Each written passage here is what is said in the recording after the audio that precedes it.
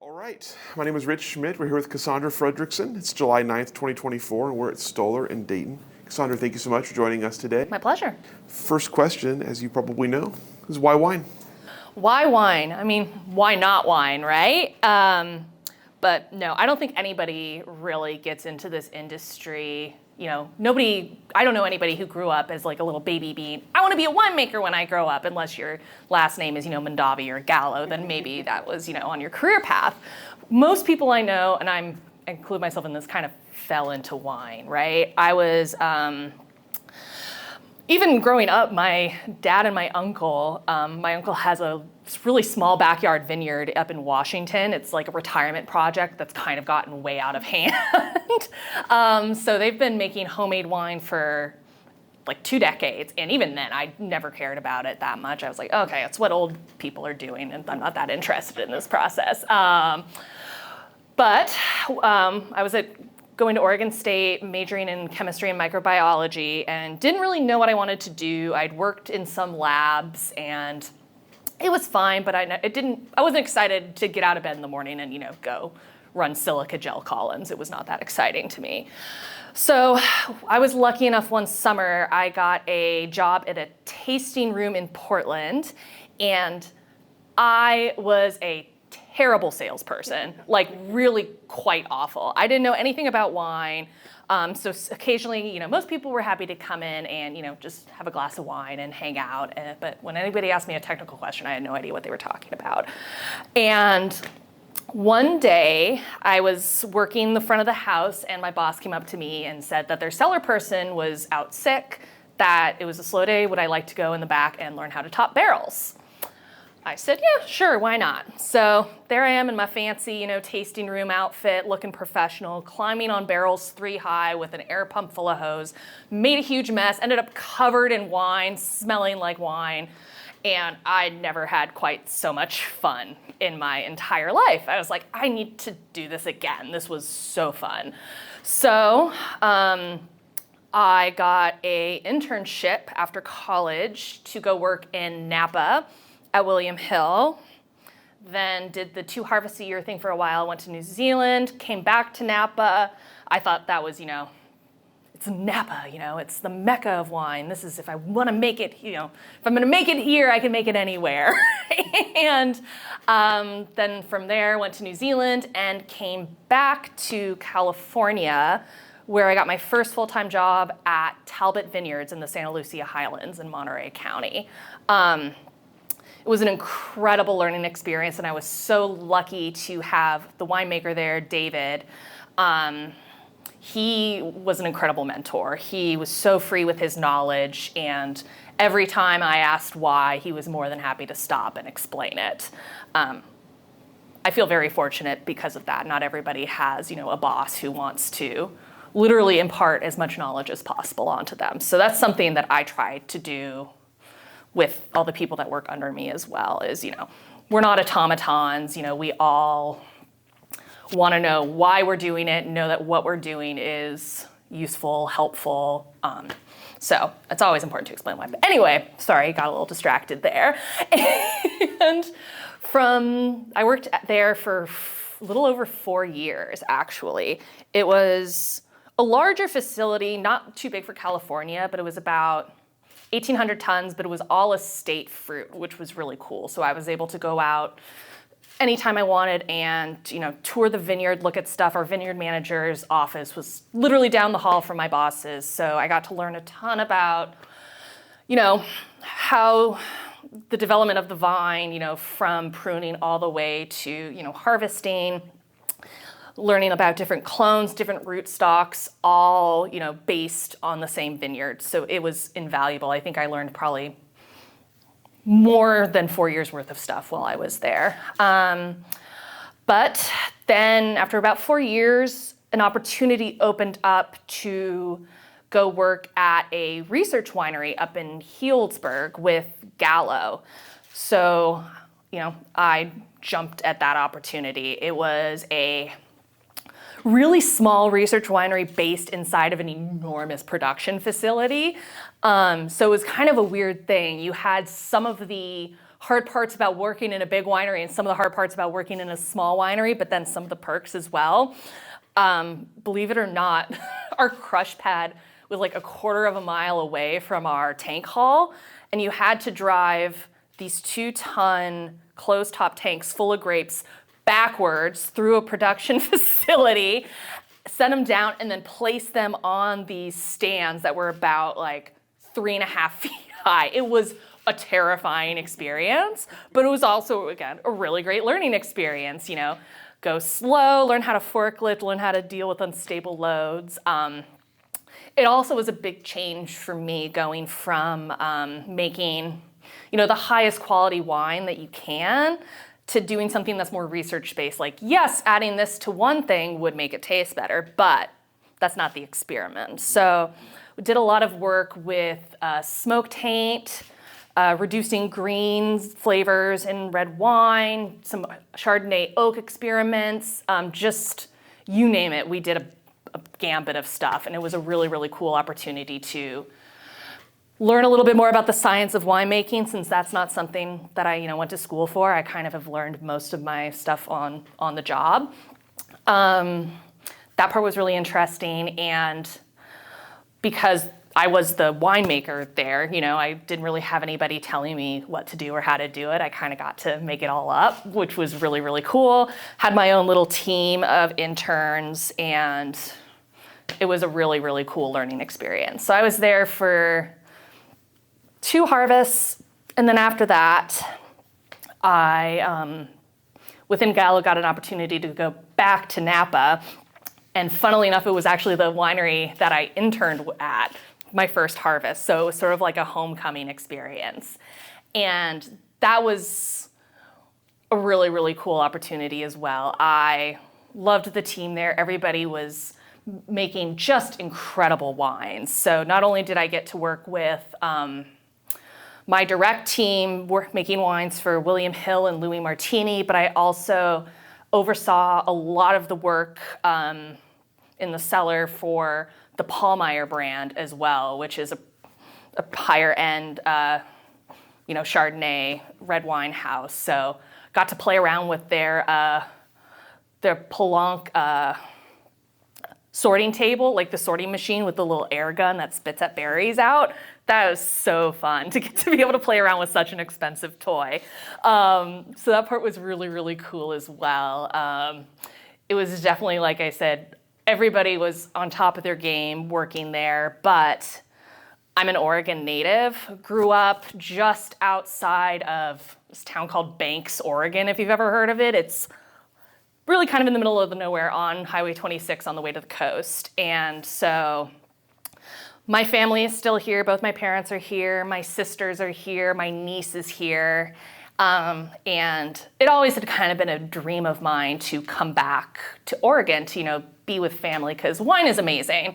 Making wine is amazing. But at the end of the day, it's really incredible to be able to, just pop over and see the people that you love most in the world, whenever you want to.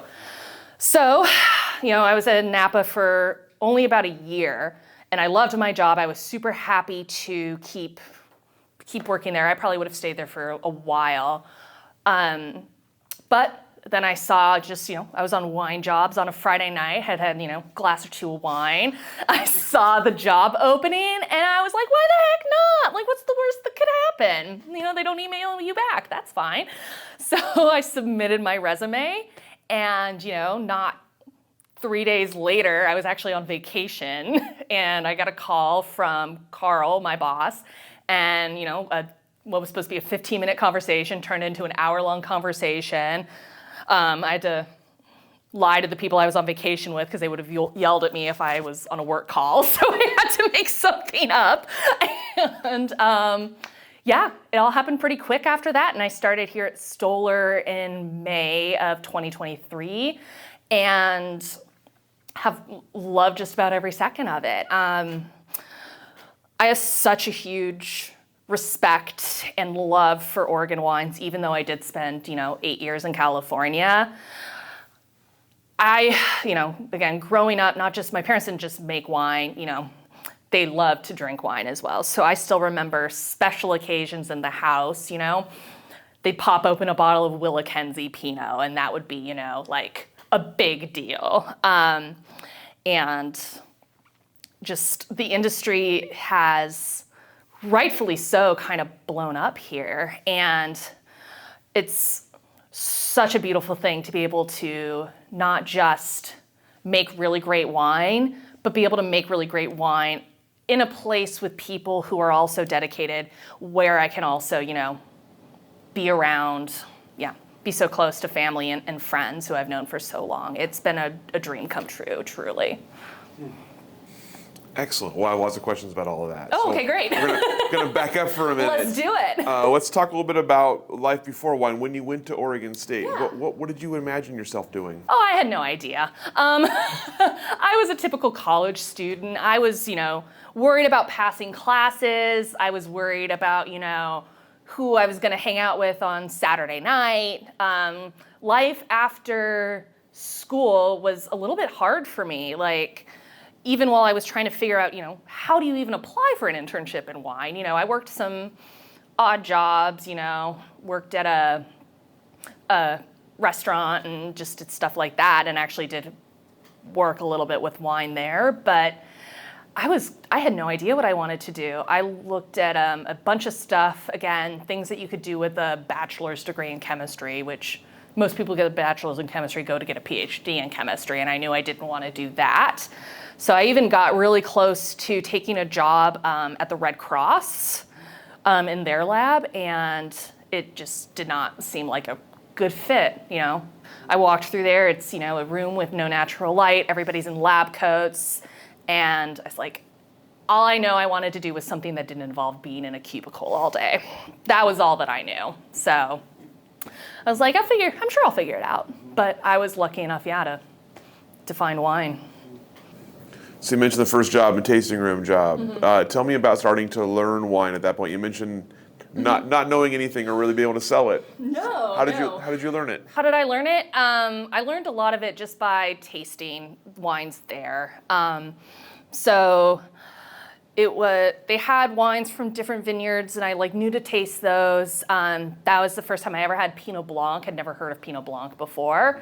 But you kind of learn a little repertoire of the wines that your winery has, and from there that's when you get your boss hands you some business cards and you go out and you just start tasting. I think that's the best way to learn, is not just tasting your wines, tasting other people's wines, but just tasting everything, like tasting strange foods, tasting things you've never thought to, weird combinations. For me, I think the moment that actually clicked everything kind of into focus with me and just really got me so excited was when I was at my internship in Napa. And my boss, we were smelling a wine, and he goes, "This smells like a freshly opened can of tennis balls." And I was like, oh my God, he's absolutely right. That's exactly what that smells like. And that was really when I was like, oh, this is super, super cool. I need to do this, keep doing this and tasting more stuff. And now everybody kind of laughs at me whenever I call something out. Everybody's, oh, it's strawberry fruit. Oh, it, has stone fruit in it. I go, does it smell like Chinese food to anybody? So, yeah, that was really for me, when I stopped thinking of wine just as a liquid, but more as something for a full sensory experience. And then from there, not only would I, at the tasting room, take bottles of wine home, drink them, enjoy them, but as an intern there, I worked in the lab, and so I did bricks and temps on everything every day, is what interns do. I made it a point to taste every single tank every day while I was there doing bricks and temps, because you have to, you have a sample there anyway to check. Why not just give it a little taste? And yeah, I'd walk around with black teeth because it was all cabin stuff. My hands were stained, but I loved it. It was so cool. So getting to learn that piece of, going from juice to wine was also really valuable for me.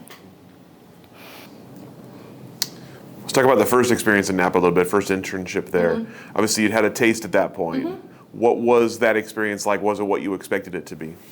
I don't think anybody's first internship in wine was what you expect it to be. But it was, for me, a really, really positive experience. Again, my bosses there I was lucky enough to have someone who was willing to share knowledge with me and be patient with me for something, that I was still learning a lot about. I mean, this is kind of embarrassing to admit, and it's also just really funny. I was running enzymatics for them. I've worked with a micropipette before, that's easy enough. But I had no idea what I was actually testing for. So I'd get numbers and I went, Sarah, what are yans? And this poor lady is just like, I can't believe I'm stuck with this intern, I'm sure. But she was kind and stopped and explained to me what yans were. And I was like, oh, that's really interesting. Who didn't know that? So I got to, learn a lot. Your first internship, I feel like your learning curve is huge, right? You go from knowing basically nothing to being a somewhat functional employee. I'm not gonna say I was a fully functional employee, but I could at least, I had down titration, I had down what all the basics in wine chemistry were, what basic flavor profiles were. I knew enough to know that I enjoyed it and that I wanted to keep doing it. So what made talk about your next step. You mentioned you went to New Zealand next. Why that step? I was still pretty young. I was 24, 25 at the time. I mean, I thought I was an old lady. I really wanted to travel, and that was part of the other thing that got me excited about wine was I'd, lived in Oregon pretty much my whole life, and I, like a lot of young people, I wanted to see the world. So it started off with, moving from Oregon down to California. Loved that experience, and I just wanted more. And I think I just remember somebody commenting hey, you can do another harvest in the Southern Hemisphere. And I was like, oh, okay, sounds good. And at that time, I don't know if this is still the case, visas for if you were under 30 were free, I believe. So I figured, what the heck? Let's give this a go. Let's go see in a whole other part of the world, see how other people make wine, how they handle it, and just keep learning. So I found, Wine Jobs New Zealand and applied for a bunch and was lucky enough to find a job with housing and a car and transportation. So that made going abroad a lot less scary. But even so, it was such a really incredible experience. You work really hard for, X number of weeks, don't have time to spend money. So then you can spend all that money traveling, and you have your next job as long as you have enough to get your plane ticket home. What's the big deal, right? So that's kind of what I did. So me and another lady from that winery, we, rented a car for 2 weeks and just drove all around the South Island and it was such an incredible trip. Just saw as much as we could and, experienced everything, went to lots of wineries, went on lots of hikes. She would smoke me on all the hikes because she'd be way out in front of me, but it was beautiful, wonderful experience. Yeah. How did the internship part of it compare to what you had done before? It was similar in a lot of ways, but the real difference was just the type of wines they were making, right? So I went from making, Chardonnay and a lot of, Bordeaux reds to, New Zealand. It was in Marlborough, so it was basically a Sauvignon Blanc factory, right? We bring the grapes in, press them, ferment the juice, ship the juice out. It was very much like a I don't want to say churn and burn because that's not quite fair, but it was a really rapid operation, right? Because Sauv Blanc is something you want to drink fresh, bottle pretty quickly to keep all of those beautiful aromatics in there versus reds where you're leaving them on skins for 14 days. So the turnover to me was really surprising. They did do some red fermentations, but not obviously as many as I had seen previously. So getting to work and taste other varieties for me, that was probably the most exciting part. That and getting to meet, other people in the wine industry. What's hilarious is at that internship, that was the same year the the lady I traveled around with, she still works in wine down in Paso. And one of the guys who was there actually is now a winemaker up here in Oregon too. And we just randomly ran into each other when I moved back up, and that was a really fun surprise. So yeah, that was the other great thing that I got out of that internship was you get to meet some really, really cool people and have some really like life-changing experiences. It's sort of like camp for 20-somethings, you know? It's kind of what it is. It's just camp with a lot of manual labor, right? It's a manual labor camp for 20-somethings. So tell me about Talbot. When you were looking for your first full-time gig, what were you looking for? Why did you end up there? I, at that point in my life, was just really looking for full-time work. Like I said, I think at that point I was 26, and I thought I was, you know, approaching over the hill. And I was like, well, you know, I've been doing the 2 harvests a year thing for a couple years. I'd really enjoyed it, but I wasn't quite sure if I enjoyed the winemaking bit or the traveling bit, because, I mean, they both were fantastic. So I sort of figured, you know, why don't I settle down, get a full-time job someplace, work, you know, a full year and see if I like it. If I do, great, can keep on this trajectory. But if I don't, you know, time to get a real job, you know. And I had no idea what that would be, but, you know, I figured why not just start with something that I kind of at least think that I know. So this job opened up. I looked at their website, was excited they were making Pinot Noir and Chardonnay as well. I had worked mostly with Bordeaux stuff at that point, so I was really excited to work with Pinot. The other thing that got me excited was, well, I guess it's the same thing, but the amount of barrel fermented Chardonnay that they made really appealed to me. Making Chardonnay is my favorite thing in the world. That was sort of what I really took away from that first internship, where I was, you know, sampling, fermenting Chardonnay barrels, you know, every day, tasting them as much as possible, and then again they made a teeny bit of Chardonnay in New Zealand, but not much. Then in Australia, they had a pretty big Chardonnay program there, and just so when I saw at Talbot that they were about 70% Chardonnay, you know, 30% Pinot, which is kind of unusual, I was like, this seems like a great fit. I'm going to get to make a ton of Chardonnay, and it's going to be super fun, which it absolutely was. So that was the other really big driver for there. I mean, I didn't know anybody in Monterey County, really, but, you know, I went to Australia with, you know, bought my ticket with no place to live and no car, and I was like, I'll figure it out, and it worked out okay. So I figured, you know, this is, you know, a lot closer to home. If I really, you know, botch this, I can always, you know, drive up to Oregon. But it ended up working out really, really, really well. Again, it was a great team. My boss was incredible. Our vineyard management was incredible. And because we were so small, I got to wear a lot of hats that I probably would not have otherwise gotten to wear. My title, at least to start with, was enologist, but we didn't have a lab tech, so I did all the lab work. I,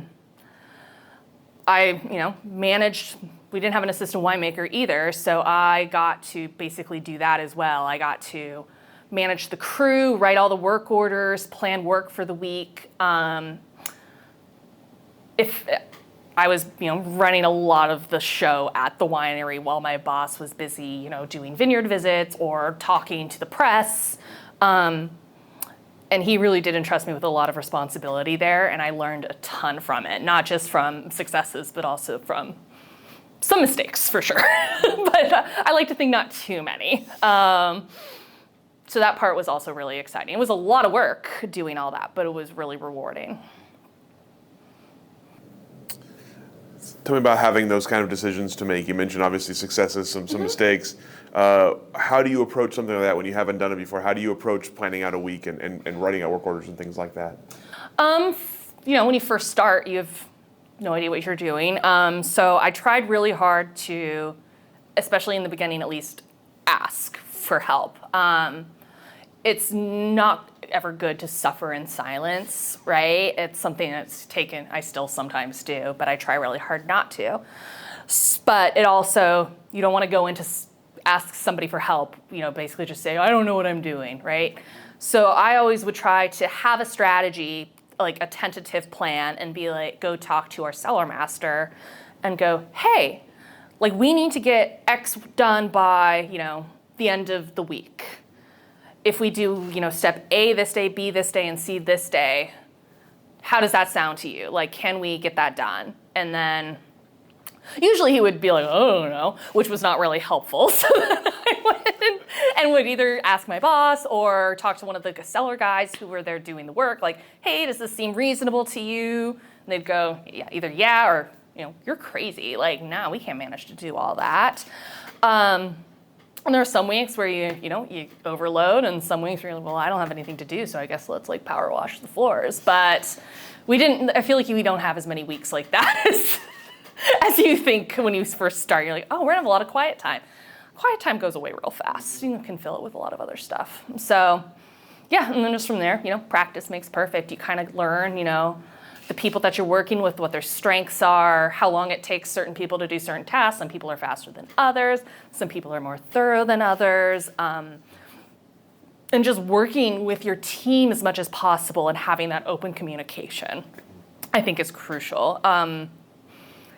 They did report, they report to the cellar master, but at the same time, I'm the one who's generating the work for them to do. So I want to make sure everybody is, comfortable with the tasks, thinks it's achievable. I want everybody to succeed. Yeah. So when your time was up there, when you're heading on to the next thing, did you at that point have sort of a long-term vision for what you wanted to accomplish in wine? Yeah, I think so. I knew I wanted to move back to Oregon. Even then, that was sort of the dream.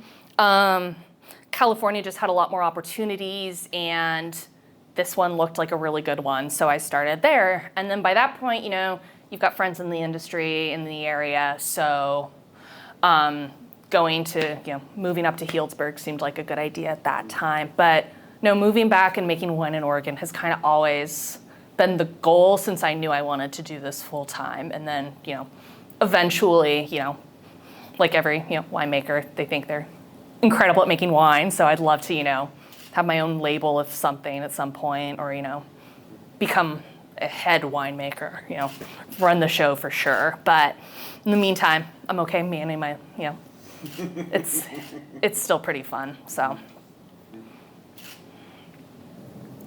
So talk a little bit about the work at the research winery. You Yeah. mentioned a little bit earlier doing a lot of different experiments. Yeah. What's the approach to that? Well, you mentioned you're not necessarily trying to make the best wine, but you're trying to make the best experiment. So Yeah. how does that work, and how do you sort of determine what's most important to work on? That's a really good question. So my boss was a PhD research scientist there, and she, says she doesn't know anything about making wine. I don't really know that that's true, but that's what she said. She said, I'll design the experiments, you make the wine. And I was like, okay, I know how to make wine. That I can do. So for me, again, the key, I'm gonna sound like a broken record. The key to that really was just, again, clear and open communication as much as possible. I like to think that I, am aware of when I don't know something or don't have the firmest grasp on how something works. And for me at that point, experimental design was, probably the thing that I was weakest at. Like I said, I could make the wine all day long. I wasn't worried about that. I was more worried about messing up the experiment, because we've got only one chance a year to do something. So I want to do it right. And my job was to, we talk about the experiments, we talk about the different treatments and what those were going to be, and then my job was just implement those in the winery. So once I knew what my criteria was and sort of what my lane was, where I could sort of do the little winemaker zhuzh and where I couldn't get away with that, it just became pretty clear what I needed to do. But I still got to do some of the fun stuff, like pick the yeast that we got to use, do all the fine tuning, make sure the fermentation went well. And it definitely was hard to not have favorite experiments. That was sometimes hard. Like, Yeah, when you have to taste the smoke-tainted wine, that's not usually the fun part, but when you're making, how can I increase Pinot Noir quality experiment, that was probably one I was more excited about. Or again, Chardonnay oak, that was one that I was like really, really excited about and kind of got to run with the most. So when it came to the experiments you were working on, was there anything you felt like you contributed to either an immediate scale or on a longer term scale? That's a good question. Well, I'm hoping that one of the things that I did that they're going to continue to implement is how to make that tank hull a little bit more safe. Because, even to like hook the glycol lines, you had to crawl back there and stand on a uneven, like that thing, and just try to connect them that way. And I'm not a petite gal, so getting back there was always a challenge because you have to be like small enough to squeeze back there, but strong enough to connect the glycol lines. So we did some work to try to make that safer and a little bit more ergonomic. But in terms of lasting impressions on the wines themselves, I'm really proud of my success right there in terms of not having a lot of like stuck fermentations, and that all of the wines came out so clean that the experiment was front and center. That being said, I did get to make some wine off of Monte Rosso in Sonoma County and some from Russian River, and that was probably what got me the most excited. Those were definitely my two favorite experiments. So I can't believe they let me play with that fruit, but I had a blast. And even this was 2020, so even during, those horrible fires that were there, one of which was like right in the backyard of that winery, I still got some pretty great fruit to play with. I mean, when you're tasting smoke-tainted wine, I'd rather taste smoke-tainted wine off of Stagecoach that's like $12,000 a ton versus something from like Lake County. No offense to Lake County. Lake County's great. But yeah, even that was pretty fun to get to work with. So. Yeah. So you mentioned earlier that making Chardonnay was your favorite thing. Tell me why Chardonnay? Because it's awesome. No, I love Chardonnay. I think it's delicious, but to me, what I love about it is there's such a wide range of not just acceptability, but a wide range of what can make a Chardonnay beautiful. And there's not really a right or wrong answer. Different areas have different styles. Of course, you think Napa Chardonnay, you think, big, buttery, oaky bombs, and I'm not gonna lie, I don't hate those. I think some of those can be really well done when you have a good acid balance. You just have to have enough other things going on in the wine. If you have enough fruit intensity, you can hang a lot of stuff off of it. That's what I always learned and how I like to approach wine is fruit. Fruit is like the center of a teeter-totter, and the more fruit you have, the more stuff you can hang off of it, right? So if you have some really big, beautiful fruit expression, you can have more of that oak. You can have more, maybe a little more alcohol, more acid, and it can still be a full-figured, gorgeous wine. And then you have, wines from Margaret River, Australia, where I was, that are, again, oaky, but they never go through ML, so they're really sour, which is kind of weird, but also really cool. And then, you can do concrete Chardonnay, stainless steel, mallow, no mallow. There's just so many things you can do to play with it. And that's the main reason I love it, is you can kind of take it and make it your own. In Monterey County, whenever we would go, to visit with another winemaker, go to the tasting room, first thing we always tasted was the Chardonnay. Because there's not really, even though there's so many ways to play with it, you can't really hide that much in it. If it gets stuck and struggly, you can tell. If you messed up the acid balance, you can tell. But if it's really good, it's really good. It's really good. So, yeah. I'm not at all excited about Chardonnay, sorry. No, not at all. before coming to work at Stoller, tell me about your impressions of the Oregon wine industry. That it's been blowing up. It's been growing and growing, and the caliber of wines coming out of here have been nothing but stellar.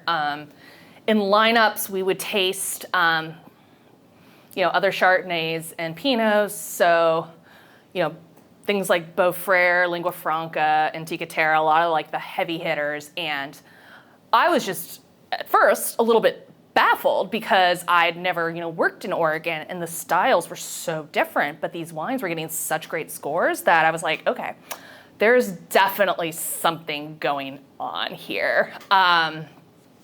And whenever I would come home, to visit friends and family, I almost always went wine tasting because, again, my dad, mom, both love wine. So we would always try to find an opportunity to go tasting because, then they go with me, get the industry discount, which is nice. And I even still remember coming actually in probably like 2017 or so. Me and my mom went tasting and we hit Archery Summit, and we actually came to Stoller, which was super cool. And getting to taste the different wines from the different producers, even in such like a closely located area, was really exciting. And I still actually remember tasting the concrete Chardonnay that Stoller made and was just being blown away by it and buying a few bottles of that because I thought it was really, really, really good. So my impression of the Oregon wine industry has always been positive, and the impressions that I had when I started in wine, of Napa being, like the Hollywood of wine, that's just ridiculous. Like, if you're a talented winemaker, you should be able to make good wine wherever and make the area be the center focus, make that shine. I think it's fantastic that an Oregon Chardonnay does not taste like a California Chardonnay, that they can be, cousins, but they don't have to taste exactly the same. And now that the reduction struck match sort of style that's really in vogue right now is really exciting. And I'm, trying to, apply a lot of the things that I learned in California to wine here in Oregon. So that's one of the other fun things is here, even my boss is really big on conducting, experiments and doing it properly, like, not just throw different yeast in a few tanks and see what happens, but actually write up an experimental design. And it's like, if you've got a good experimental design and you want to try it and it's not going to, cost a buttload of money, like, let's do it. Why not? So we always try to run some experiments during harvest. So I think some of them will also be on Chardonnay, just because why not? But that's going to be fun. So try to keep learning and developing new techniques and new ideas. And I think that's another thing that makes Oregon so exciting is that it's starting to realize what an incredible place it is, and everybody else is as well. Everybody's known about Oregon Pinot, but one of the biggest shifts that I've been so excited to see is that shift sort of away from Pinot Gris into Chardonnay, because the growing conditions here are spectacular for it, and so many people are making so many great wines. So you said you started here last year. Mm-hmm. Tell me about initial role you're hired for, and sort of what are your first steps when you come into a new job like that? So I was hired as the assistant winemaker, and your first job is getting your email accounts. No, well, I mean, that actually is the first thing is, can you open the doors? And of course, all of that. But my goal when I started was to get to know the capabilities of the facility, and in as not cold of a way as possible, getting to know the capabilities of the team, So open and honest communication, asking, about people's past experiences, and just getting to know everybody were probably my first steps. Also learning who to ask, if something breaks is also great. Learning who to call, if something goes horribly wrong, which it hasn't yet. And learning all the new systems. But that's not the very exciting answer. The more interesting answer is, getting to know the capabilities of the people and getting to learn the flow of how work is done on the wine through the winery. So, for example, there's some Chardonnays that we bottle quite early, which is something I had not done before, and even some Pinots that we bottle quite early. So learning all those new techniques and sort of just figuring out how I can be of the most use, to the team. How can I help make their lives easier?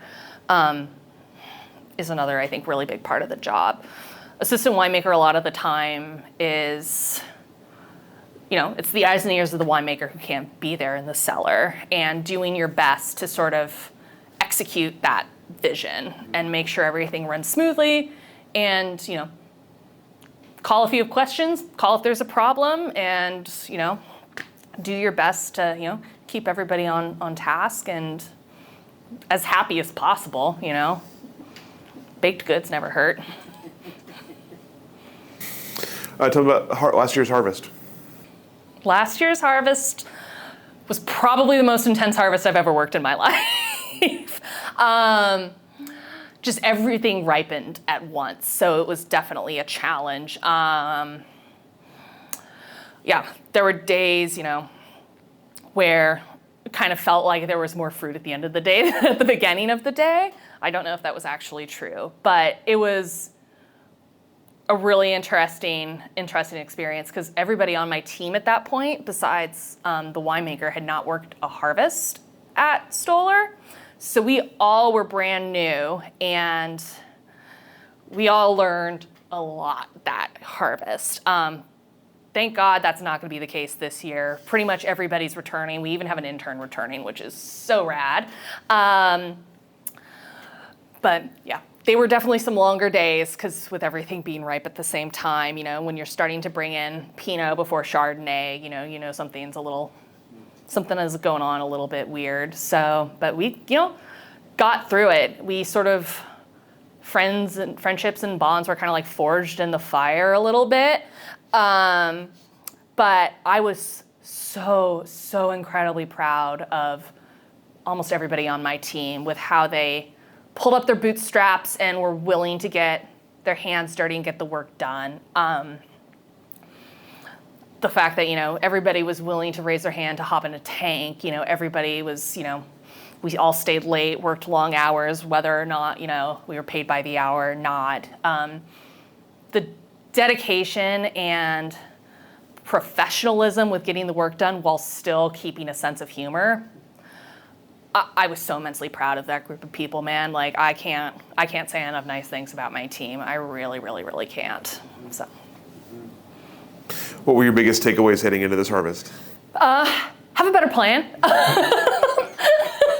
I think at that point, we did not know what we did not know in that instance. We kind of were like, well, none of us have done this before, so I guess we'll figure it out as we go.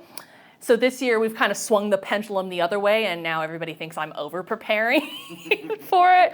But interns have already started arriving, and we're trying really hard to make sure that, everybody is comfortable, that everybody knows how to do just about every job, not to get anybody pigeonholed. So I'm approaching this harvest incredibly optimistic. Like, all of us full-timers, we all pretty much know what's going on now. We've all done this before. And now we have the opportunity to not just survive through it, but to really kind of make it our own a little bit and to go through it knowing now what we need to do to be successful. So that part I'm really excited about, and hence why I'm throwing in some, little curveballs with trying some experiments and stuff during harvest too. Like, why not? Yeah, I think we can do it. So I'm really optimistic. Even though last year's harvest was hard, I think the wines turned out incredible, especially for all that hard work that we put into it. So that's the other thing I'm really excited about for this coming harvest is, seeing if we can't make any better wine. This is the cheesiest saying in the universe, but my boss at Talbot, Dave, used to always say, if you've made the wine of your dreams, you didn't dream big enough. It's so dorky, but it also is kind of right. Like we only get to make wine once a year, for better or worse. You want to make every vintage something memorable, something great, something that you're proud of and willing to share with your friends and family. That's probably, I think, why I've really stuck around in wine, is not in a cubicle, which is awesome, but also at the end of the day, you literally have a physical representation of your labors on hand to crack open or pop open and share with friends, share with family, in good times and bad times. And you can look at it, drink it, and go like, hey, I made that, and it's good. That, to me, is the best feeling in the world. So even this past harvest, when we open it, you go, wow, like my blood, sweat, and tears are in that, like. You talked earlier about the mentorship you had coming up and wanting to pass it forward. And you also obviously, you've led teams of interns in multiple places now. Tell me about leading a team of interns, and what's the tone you want to set? What do you want the takeaways for them to be after their internship? Obviously, I want them to all be as excited as me as about wine, but that's not a really realistic expectation, because I'm a big geek. So really what I want them to take away is, I want them to look back, if nothing else, look back on it fondly. Like, I've had interns that, are currently working, not as many as I would like, but are currently still working in wine, working full-time in the cellar, and kind of caught the bug. And then I have interns that did one internship and were like, yep, not for me, had a great time. And I think both of those are fine, This job is weird, and it can be hard, and it's definitely not for everybody. But I want everybody to at least look back on it as a positive experience. They had some fun times, they worked hard, and they learned something. That, to me, is a successful internship. So, coming up on second harvest here, tell me about sort of short-term, long-term plan, vision here. What are you hoping to accomplish in the near term, and what is sort of like a longer-term goal at Stoller or beyond? Short term, I want to look like I know what I'm doing this harvest. So finish all my pre-harvest planning, all that good stuff. We sold some wines to put in bottles, so my goal is to, really just focus on that, and in harvest, continue to make really good wine, continue to kind of run some experiments and learn as much as I can from the people around me. And long term, I think a lot of people that, are assistant winemakers eventually want that full title. So my job is just to keep long term, I didn't even know what I wanted to do after college, so great question. Who knows where I'm going to be in 5-10 years. But I'd say my long-term goal is, to keep making wine and to keep learning and to keep being able to do cool experiments and try new things, work with different varieties, different techniques, learn from as many people as I can, because I think everybody has something that they can teach you, especially in this industry. There's such a wide range of people with different backgrounds, because again, nobody grows up being like, I want to be a winemaker when I grow up, at least nobody that I know. So it's a really fun experience and opportunity to get to meet people from all different backgrounds and just to learn from them. You obviously mentioned earlier that your own label was on something in your mind as well. Tell me about that. Tell me what you kind of envisioned for that. I'd love to make Chardonnay, obviously, but funnily enough, my cousin is actually in wine as well. He's a research scientist who's actually going to start teaching a class at Linfield this year. Right? Cool. Good segue. So he, helped make wine off of that vineyard up in Washington. It'd be fun to collab with him doing something. I think it would probably start off, Chardonnay and maybe a red, but we'll see. Last harvest, it was all I could do to keep this place running. So see how this year goes, and then after that, I think it's possible to maybe do something, because I know a lot of people have side hustles and side businesses, and I think it's definitely an achievable goal. So I'd love to make something beautiful that I can share with the world. Looking back, what's your greatest accomplishment? What are you proudest of? Oh, that is a really, really good question. proud of a lot of things in my past. I mean, sometimes you don't realize how important an opportunity was when you were in it. You know, there are definitely some positions that I've liked more than others, but I would not be here without those learning opportunities and those experiences. So I'm really proud of myself for having achieved a big goal of mine, which is being able to come back and make wine in Oregon. I'm also really proud of the friends that I've made and the relationships that I fostered. You know, I like to think that there's people that I worked with in the past that I'm going to be friends with for, you know, forever going forward, who I can call, like, if I ever need something, you know, like when I started the research winery, I had never made cab by myself before, so I had a winemaker friend who I jokingly called my Bordeaux consultant. So I would just call her and be like, Jane, I don't know what I'm doing.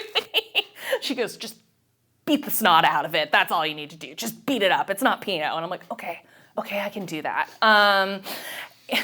That, and I think probably the highest, my thing that I'm wine that I am most proud of is about a year into working at Talbot, they decided to redo the lineup in the tasting room and kind of pivot from just having wines named after the owner's kids to kind of having it be more based on the vineyard and sort of focusing on that. So we did, obviously, like the creme de la creme halo tier.